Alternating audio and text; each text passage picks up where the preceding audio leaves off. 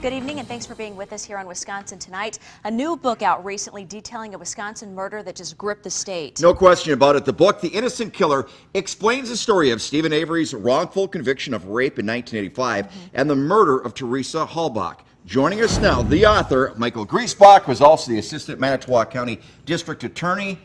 18 years in prison for a crime he did not commit. 2 years later, really horrific things happened.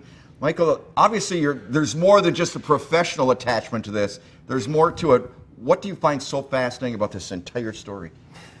Well, you know, there is more to it than just the professional part to it. I was a prosecutor in the county where this happened. I'm still a prosecutor there. And when you're a prosecutor in a smaller county and something like this happens, it affects the whole county. The wrongful conviction itself, it was back in 2003, so we're already looking back. How many years is that? Right. 12 years. Right.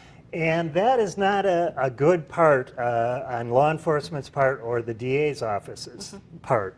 We felt a certain amount of responsibility even though we weren't there for what happened.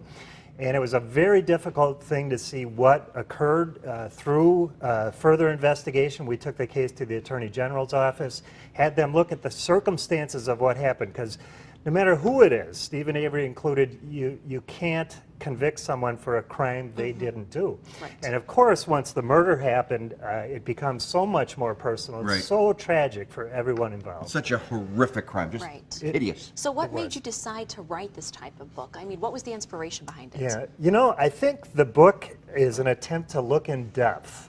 The whole state and parts of the country heard about this case, of course, but we heard snippets, much like you all. That's all you can really do on the news, right?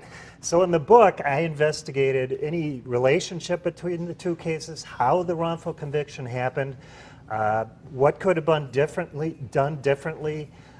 You have to remember that Steven Avery could have walked. He could have been acquitted from the murder case had the jury bought the defense that he was being set up again. So one thing that happens in 1985 comes years later and actually affects something that happens in 2003. And now this isn't like you just don't want to be a weekend author or something. There's a real purpose for this through the American Bar Association, isn't there? There is, John. The American Bar Association looked at the story. They looked at this as something we can learn from what happened in this case for the criminal justice system, so it doesn't happen again, hopefully. That's actually in law schools? It's in law schools. Ohio Northern University Law School has the book for their criminal justice classes. There's several other law schools looking at it, and lawyers in the area, of course, are real interested in this as well. Some also personal touches as well, right? I tried to include part of Manitowoc. My family, you know, they live there, we live there. There's a personal part of this book that I thought should come out as well. And the most touching aspect, one last quick thing,